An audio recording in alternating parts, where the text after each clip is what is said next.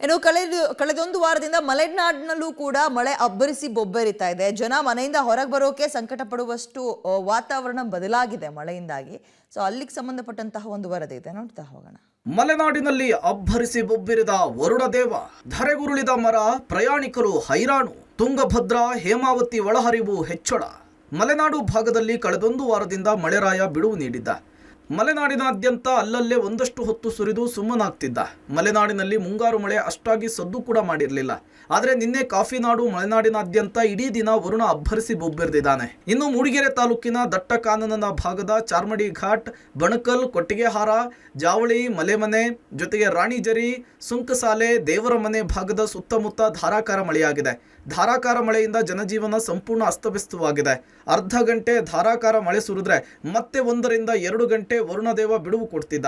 ಮಳೆಯ ಜೊತೆಗೆ ಬೀಸ್ತಾ ಇರುವಂತಹ ರಣಗಾಳಿಗೆ ಗ್ರಾಮೀಣ ಭಾಗದ ಜನರಲ್ಲಿ ಆತಂಕ ಹೆಚ್ಚಾಗಿದೆ.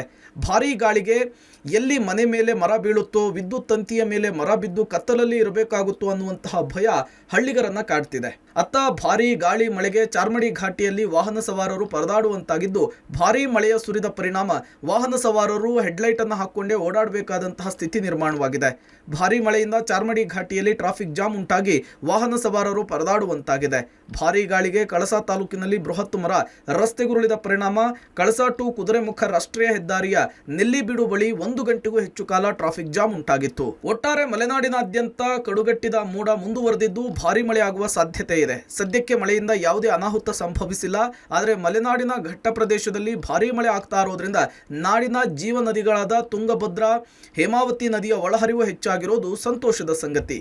Narayanagowda, public TV, Chikkamagaluru.